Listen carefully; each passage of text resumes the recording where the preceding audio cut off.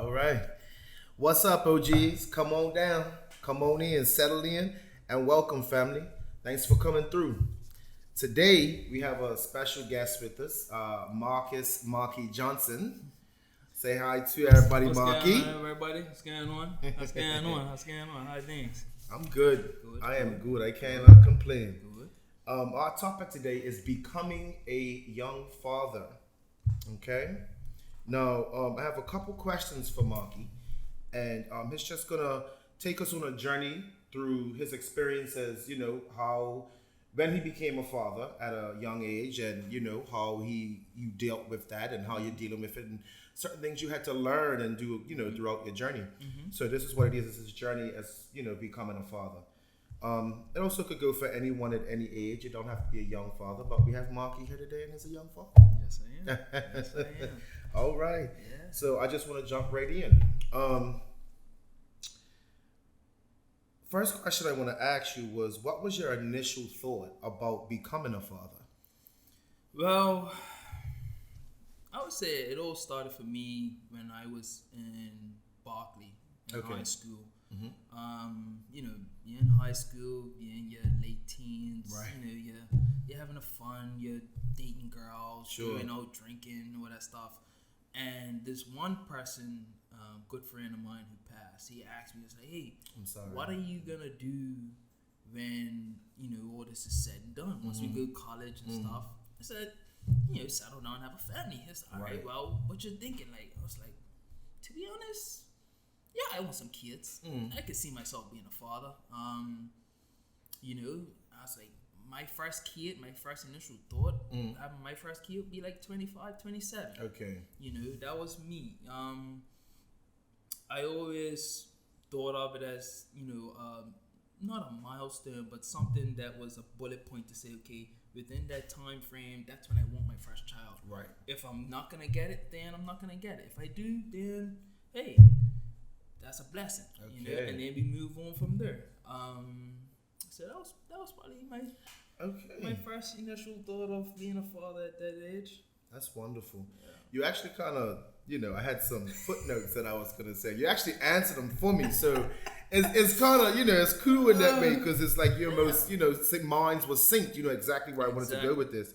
Exactly. So, I think it's very, important as far as telling your story or story like this because so many young fathers or whatever, a lot of people, not to bash anyone, but are not actually involved in their kids' lives and stuff like that. Especially at a young age, we can be very immature and we can be, not ready. I don't think a lot of people are really ready, to have kids at such a young age, let alone any age, right?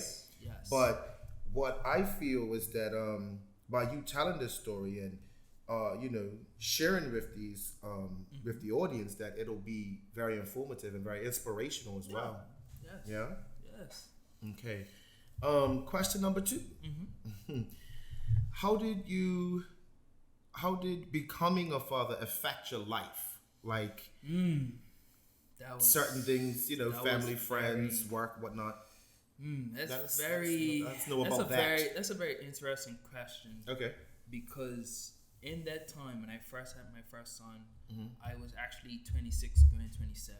Okay. And when I had him, he was not planned, of course, just so people know, he was not planned. Right. But when it did happen and he came into the world, I looked at him when he first came out, and I looked at him, I was like, wow, I have a son. Like, it would have been different if I had a daughter, because daughters are dated girls. Sure. So I have a son, so I have somebody who basically looks like me, or who's gonna act like me, or who's gonna carry most of my genes. Right. So it's like, I have a son, so it's like, how am I going to teach this young man now to become better than me? Exactly. So when I was working at Rosewood down in Tuckers Point. Okay. And me and his mother, we were in a relationship. We was in a relationship. And, we would still feeling each other out, getting to know each other, family, every sorts. Everything was going good. And her mom suddenly took ill and was very sick. Oh wow. And she suddenly passed before he was born. Oh my God. So when before he was born, she told her mom that she was pregnant, she was having a son. Her mom, basically, that was her acceptance. Because I would say mothers knew everything. So her mom knew that something special was happening to her daughter. That intuition. Yes. So she was like, okay, something's happening to my daughter. My daughter hasn't told me yet. Right. So once she told her, her mom passed like a week or two afterwards. And I said to her after her mom passed, I said, that was what you told her by saying that you're going to be a grandmother. That was her saying, okay, I can rest. I'm happy. I know that my grandson will be okay with, his mom, his father, with everybody in the family, because now that I know that I have a grandson, I'm happy. I can pass on and, live my life. Right. And so once she told him that we had our son, and when we had him, the funeral came. So he was only about 2 weeks old, maybe 3 weeks old. So we fresh. So went to the funeral. Everybody was had their grievances and stuff like that. And I said to her, I said, now this is the time where she looks over us. She overlooks whatever we do throughout our daily basis. She will look over him, more so us. Okay. Because that's our grandson. Even though she's not her living with us, she's still looking after us. Of course. So working there, being a young father, dealing with that burden on her, and trying to help her to recuperate and to feel better, and to also raise a young child 2 weeks, 3 weeks old was very difficult. But what made me overcome it and become more so of a father, strong father, I would say, was me looking in the mirror to myself saying, no, Marcus, this is not going to be an easy road. This is going to be a challenging road. I couldn't imagine. But if you can do the simplest things and do the simplest things to the best of your ability and to the acceptance of your son's mom, everything will run smoothly, which it did, and then the rest was history after that. It was, First of all, I just want to say to Marky, I did not know that. I did not know that, his mother had passed like that. So my condolences, and I couldn't imagine, having a newborn baby and then, the mother passes.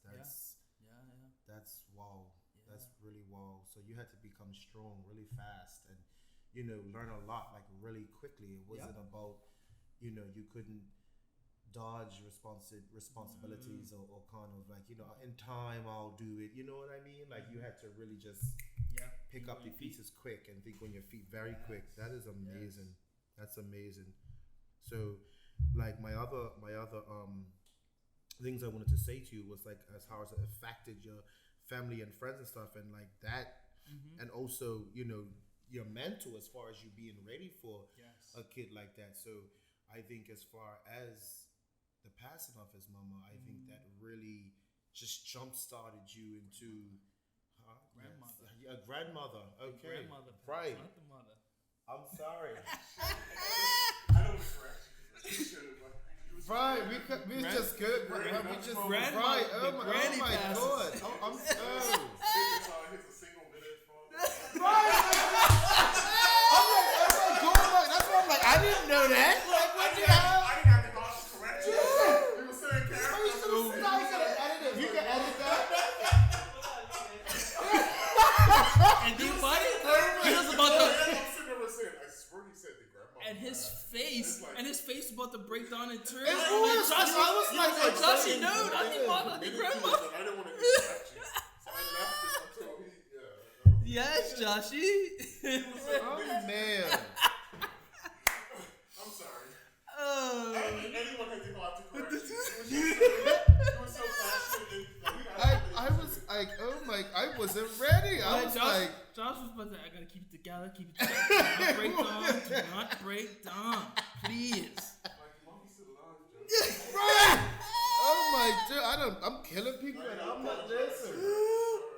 I'm so sorry, Marcus Fresh child mama, because girl, listen, you are quite alive and thriving, my love, and I'm sorry, and my condolences go out to her grandmother. Yes, Your grandmother. Her mother. And I'm sorry for that. Yeah. But yes, you have a very sweet boy. Thank you. All right. Okay. So we're gonna pick up on question 3. Yeah. So I want to know, what's the relationship with the mother of your child, your first child? Was it a one night stand type of naughty marky thing, or was it like you guys were in a relationship or like a couple? We was in a relationship, but it's funny to say this. Avita, do not get mad. Right. You see this? This is okay. All right. But no, we was in a relationship. We was testing the waters. We were, young beings. She's just a lot older than me. I'm younger than her. But we was, as always, having fun, stuff like that. And it happened. And so happens I was away. I went away to my college's alumni weekend. Okay. So I went away to my college's alumni weekend. And she calls me. She's like, Marcus, my period's not coming on. I'm like, it will come. It's okay. Right. Relax. She says, no, it's not coming. I'm like, hey, stop stressing. It will come. Honestly. I'm going to take a pregnancy test. Okay, if that eases your mind. Right. Cool. So she calls me back. Marcus, I'm pregnant. Who? Who? What? Where? What? I mean, to put no all. What? She's like, I'm pregnant. I said, and at that moment, I'm in my hotel room, like, wow, Marcus, this is dawn of a new day. Yeah. Yeah, you're gonna be a father. And I had to catch myself, sat down. I'm like, this is really happening. And I said to her, first thing I said to her, are you ready? Because as most fathers, even young mothers, of course, we're never ready. No, never truly ready. But are you ready to actually take on this journey? Because as young fathers, we don't know what it takes to endure what mothers go through. Absolutely not. We can't fathom or even imagine what they go through on a daily basis, the body changing. Right. So I said to her, are you ready? She says, no, I'm not ready, but I want to try. Okay. And I said to her, if you're going to try, I will try. Whatever you're going to do, I will do it. Wherever you want to do in terms of the baby classes and all that stuff, I will be there. Y'all in it together. Yes. I said, because this is my first time, this is your first time. Right. So if we're going to do this, we're doing this together. Okay. There's no I in team. Sure. So when I came back from away, she done all the Lamar classes, signed us up. And every evening after I finished work, I went straight to the Lamar class. Even if I was 2 minutes late, 5 minutes late, I was there. Right. And it was amazing because to see the different ranges of people, race, color, even the different ages was like, wow. Like, because at that time, from actually when my son was born, there was an actual drought in babies in Bermuda. Being born. Right. And when he was born in June 16th, the nurse that told us was for that whole month of June, there was like 58 babies born in the month of June. Wow. And then for that year in 2017, it was like 300 to 400 babies born that year. Okay. So, as she said, the year before that, there was only 175. So it was reeled on. they was a bit scared and skeptical. They was like, oh man, it's not being much more babies being born and stuff like that. And then it just boom, just babies just started popping on everywhere. So we was in a relationship, and it was definitely, like I said in the beginning, it definitely wasn't planned, but once we did find out that she was pregnant, it was an interesting journey. I would say interesting journey from the beginning. So you guys were definitely on good terms. Yes, yeah, we were definitely on good terms. Yeah, definitely on good terms. Good. That's I didn't know that about the drought. Yeah. In Bermuda with babies. That's really something. Yes. Maybe they was doing some type of experiment. But or that's the something thing. That's the thing. A lot of that's the thing that a lot of I would say a lot of people don't even realize is that even though people may think Bermuda is 68,000 people and all that stuff, right? We really don't have that much people to actually think that it's 68,000 people here. Like I would say roughly give or take about 50, 45 maybe. Okay. But over the years now, we've gotten a lot better. Obviously the pandemic, and there's a lot of COVID babies. Yeah, a lot. I'm attest to that. I am definitely attest to that one. I had a COVID baby. Okay. But yeah, I mean, it was definitely when things were normal back then. It was definitely hard for like the maternity ward to even have workers to work, because a lot of nurses had to get laid off, and a lot of people weren't working their normal hours because there wasn't much babies to be delivered and stuff like that. And I'm just like, this is something, like this is Bermuda, like this ain't no big United States or big continent. This is a little tiny island, and it's like, whereas everybody's almost sort of cousins, but pretty not much. not necessarily, but it's like not in the incest way. yes, not necessarily. But it's like so it's like you don't want to bring home your cousin, and then your mama and dad is like, oh yeah, that's that's your cousin, right? Yes, sir. Or no. And this happened. Yes, it is. Not to me though. But yeah, so when that drought happened, it was a real eye opener to me. Okay. And I was glad that I can give something back to the island, because I feel as though for me the island has given so much to me. Absolutely. As a young boy growing up, running all over the place. Sure. It was nice to give it back to the island. That's nice. Yeah. And I think that's very important to have the mother and the father. Excuse me. I think it's very important for the mother and the father to have a really good relationship and to be really engaged with one another, whether it's a one night stand or you guys were together. Like you said, you were a couple.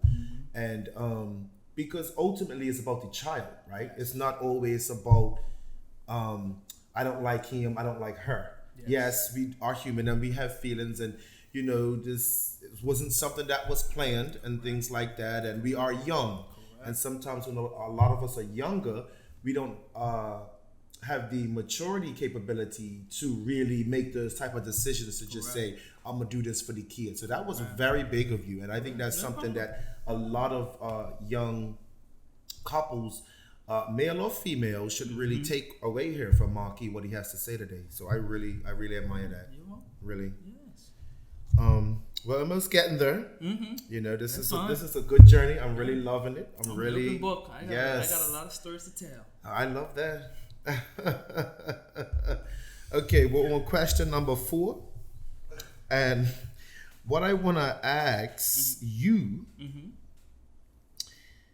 and I think you kind of shed some light into this question a little bit already, but what in you changed or took place to say, hey, I'm got a child now. I'm gonna step up my game. This is no longer just about Marquis. This is not just me, just like you say it, going to parties, hanging out, getting young, chasing tail, or whatever the case is. This is about, look, I have a whole nother life now. Yes. So like, what took place? Like what growth for maturity influences, and what did that process like look like? Okay, so after my son was born in 17, I kind of had a period where I was dating in and out. Okay. And I had an incident with one of my exes, and it made me feel a bit sour because I wasn't thinking clearly as a father. I was thinking more clearly as a boyfriend, situation. Mm-hmm. And it wasn't until one evening, I had my son for the weekend, Mm-hmm. and came home, stayed at my parents' house at the homestead. Right. And came home, he was a little bit coughy. He had a little cough, so I said, okay, cool. Give him a little bit of Tylenol. Oh, little man. Yeah, give him some Tylenol. He'd be all right. Gave him a little bit of Tylenol. He seemed okay. Playing around the house, having fun. Just being his happy old self. He was about 2 years old. Okay. And gave him the Tylenol. He was fine. All went by. Came into the room, and he threw up. But when he threw up, it was blood. Oh my Threw God. up food with a little bit of spots of blood. Right. And I'm like, wow, okay. Do I take him to the hospital? And I panicked. I would say so. I didn't know what to do. My mom called my mom. He threw up. And she's like, oh no, Connor, are you okay? And then he threw up again, but it wasn't no blood this time. And I'm like, okay, I don't know what to do. Mom was like, look, relax, calm, breathe. I'm like, yeah, but should I take him to the hospital? Should I not take him to the hospital? What do I do? What do I do? And it wasn't at that moment where I said, okay, Marcus, this is what needs to happen. He threw up, get him some juice, some orange juice, apple juice, water, something, just to put back in his system. I gave him a little bit of juice. He drank it. He didn't throw up at all. Okay. And at that moment, gave him his bottle. He went down. He went to sleep. The next morning, I stayed up that whole night, watched him the whole night until I fell asleep at like 4 o'clock, 5 o'clock in the morning. Wow. I could not sleep because I knew I just thought something was gonna happen to him, and Honestly. I couldn't fathom something happened to my little man I couldn't imagine. that I couldn't do nothing to do. I called his mama. That next morning, I told her what happened. I told her that I panicked. I told her, everything. She's like, is he okay? I said, yes, he's fine. He didn't throw up anymore, And when that moment, when I hung up that phone with her, I took him outside. We played a little bit of football in the yard, had a little bit of fun. And when I took him outside, I said to him, Connor, as your father, I'm going to make mistakes. I know you don't understand what I'm saying to you, but as your father, I'm going to make mistakes. I love you. I'm going to try the best that I can to provide and do the best for you. And at that moment, when I said that to him, I cried. He was like, Daddy, you okay? You okay, Daddy? Daddy, it's okay. It's okay. It's okay. And I said, I know it's okay, buddy.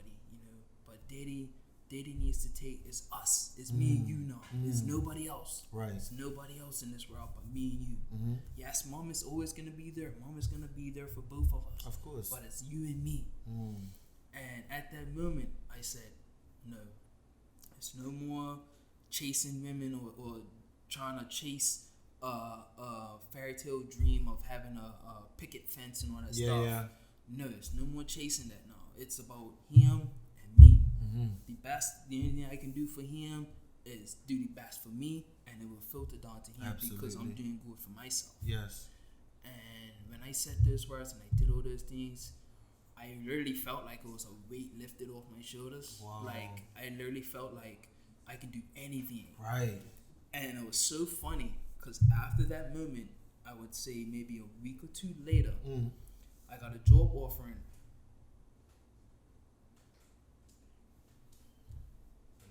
It was job offering at the hotel, but at a higher position. Okay. And I applied for it, and people recommended me for what I recently done, and I got the job. Right.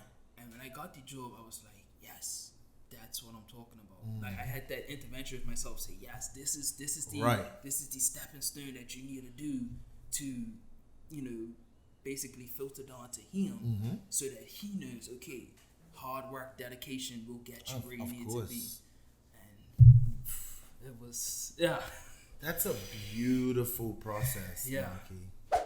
Yeah, wow, Marky, that was very beautiful. Your process is amazing. Like how you talked about your growth and maturity and all the influences that really happened to you to really get you to that stage. Like it was really moving. Like I felt it when you was talking about your dad, when your little boy was throwing up and he had little spots of blood in his vomit and stuff. I was really like, oh wow, like I really started to pull me in, and the way how you dealt with it was very mature. I know it must have not been easy for you to tell the mother too, because mothers, my child's sick. Is it your cur? What? So I've been there myself personally. So I know how that must have been for you. But for you to keep your composure like that and just deal with it, like kudos to you. And super dad. You know what I'm saying? Like you said, like how you said, it's me and you. Yes, of course your mother's always gonna be a part of your life, but it's me and you. Yes. And I think that's very, very important for young men to have a very close and good bond with their fathers. It's amazing. Like I feel that mothers, of course, they birthed us and different things like that, and there are comforters and all of these things like that. But I feel that fathers are very underrated, especially ones that are there and they show up and they do 120%. Correct. I think that's not highlighted more and more emphasized. Correct. And you to me are a very, very good example of that. I really commend you on that. Well done. That should be another topic. I think it should. Yeah, that's a good idea. Yeah, super dad. Stay tuned for that one. Super dad's coming to you soon. All right, we're gonna dive on in to last question of the day, you guys.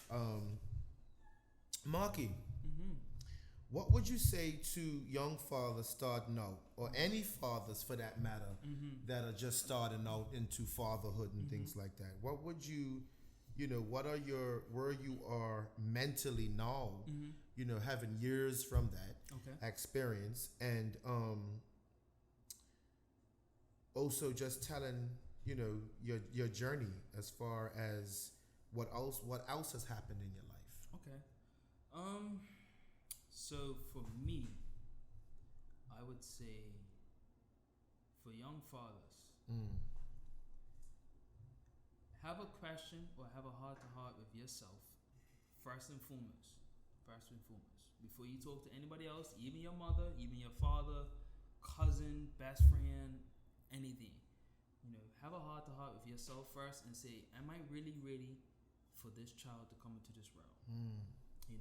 There are certain things with people with their situations, family, a lot of things. It could be a lot of things, numerous things. But I would say definitely have a heart-to-heart with yourself first.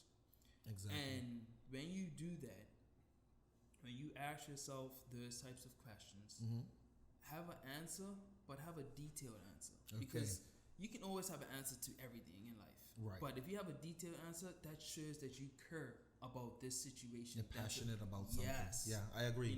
Because children need the passion. Yes, they do. Children, doesn't even matter. They could be 18 years old, 20 years old. They still need passion. That's exactly They still need their parents' love, compassion, everything. So being a young father, it's something that a lot of people don't even recognize. Because a lot of people are like, oh yeah, you should have your kids young. That's the old saying. They always, have your kids young. Don't have them young. Right. But it does. They don't really understand what comes with it. So once you have that heart to heart, speak to somebody who is a father, especially young father. I will let you know right now. I'm 30 years old. I have 3 kids for 3 different mothers. Wow. With that, I love my kids to death. I have good relationships with all my children's mothers. But it's not been easy. I would definitely attest that it's not been easy trying to keep them all happy. They're never gonna be happy. I'm currently in a relationship with my youngest son's mother. We've been together for 2 years, and it's definitely been challenging. But I would also say in that instance is when you're in a relationship with another woman or another man, and you have previous kids for another person, have that heart to heart with your current girlfriend or boyfriend. Have that heart to heart and say, are you ready or are you happy with me having my child with us? Because it's difficult to be in a relationship and have a child in that same space. Exactly. You know, a lot of people fail to realize that, like, many boyfriends, many girlfriends are not really willing to have a connection with your child, but some are. Some will embrace your children right away and be like, yes, bring him on every morning, every evening. He could spend the night, you know, whatever the case may be. You know? Honestly. You know, and then you'll get some people that are like, yeah, we could try it out. I don't think this is really gonna work. Yeah. So that will let you know what type of person you're really dealing with. That's true. You know, so that's another bullet point, I would say, that can be added to, you know, you becoming a young father. It's a lot to talk about in becoming a young father, because I'm still learning at 30 years old. Of course. I'm still learning. Like, my children right now, my oldest, who I've been talking about previously in the previous questions, he's 4. Okay. My daughter is going 2. My son, who's the youngest, who is a year and a day behind his sister, is only going 1. Wow. So in a span of 3 years, I had 2 kids on top of the one I already had. So for me, it wasn't me saying, oh yeah, I need to, you know, spread my sperm all over the place, have kids, boom, boom, bam. No, it was me saying, okay, all right, I have 2 more extra kids on top of the one I already had, who is 2, almost 3 years older than my daughter. Right. How am I gonna change in being a father of 3 now instead of a father of 1? Because we can be a father of 1. There's tons of fathers on this island that just has 1 kid. Yeah, cool. I got 1 kid. I can do what I want. But there are fathers that have 3, 4, 5, even more kids. And it's like, amazing. How can I still be a father to all of them? You know, for me personally, family is everything. But now that I have my kids are everything. Yes. You know, so as much as I want to enjoy my life, I need to enjoy theirs and make sure that all 3 of them grow up together. Not one here, one there, one no. Right. They're all together. They know that that's your brother, that's your sister, that's your brother. You need to protect each other. Yes, absolutely. Be a triangle, be a knitted community or knitted group to say, we are my dad's child. We're sticking together. We know that we have individual mothers. Right. We can feel it. We know it. We see it. Yeah. But we know that daddy is with somebody else, but we are together. Of course. You know, that is my main thing. And also, I would say, for me in closing, would be to speak to a lot of like social workers, I would say, and also fact, because a lot of fathers out there, like you stated before, right. A lot of fathers do get bashed who actually do a good job or who actually are there for their children. And the mothers, there are some mothers that actually, I wouldn't say are being greedy, but there are some mothers that feel like they need more attention than others. And as young fathers, you gotta learn how to deal with that. You have to learn how to say, okay, look, you have to be stern, but not be disrespectful. You have to be assertive and say, look, I'm the father. I will take care of my responsibilities. Right. I will do the best that I can to my ability. And I would like for you to accept me for what I'm doing, and we can move forward together, but not together as a couple. Right. Give me the opportunity. Correct. Give me the, Correct. Prove myself. Correct. And so I would say that's basically me in a nutshell. of my fatherhood and what I've experienced in my young life so far. Wow. I really am taken back by Marcus' story today. He really, a lot of things hit home for me personally, and I hope a lot of things really touched you guys as well, for him to share his story with you guys.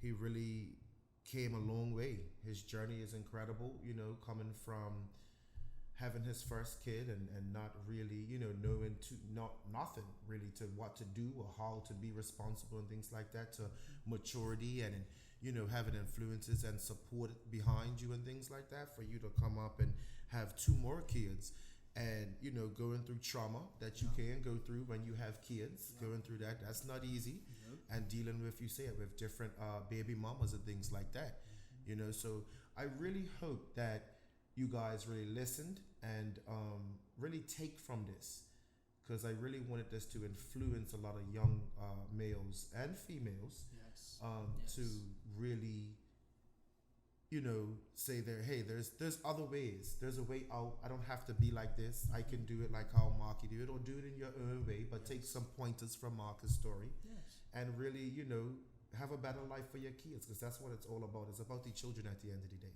Exactly. You know, it's not about the beef and all the fighting between you and the baby mama. That can go on forever.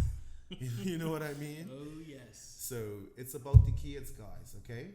So, thank you guys for coming. It's been a blessing as always. Until next time, remember, you've been in the cut with your boy, OG Ush. Blessings, guys. Have a good one. Take care. Okay, let me get back to say it again.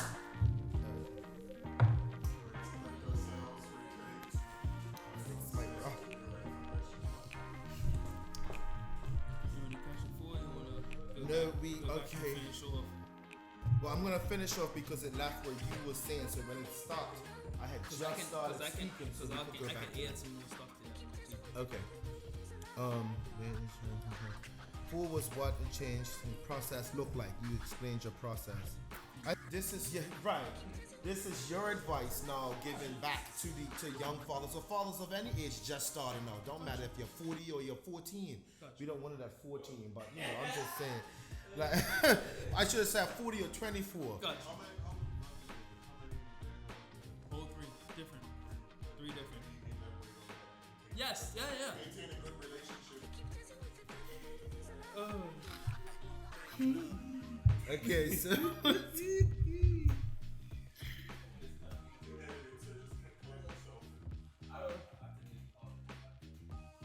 do you want me to say something like say the part over about grandmother, that you could put it in front of that, or you want to kind of keep it? No, it don't work like that. Okay, don't worry about it. But yeah, it was so. It was so. Huh?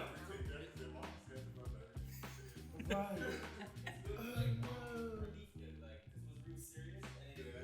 Okay, yeah. And it kind of, yes, okay. Miracle! I tell you, see, Jesus, look at God. Hallelujah. Catholic people, Tom Cruise, Heller.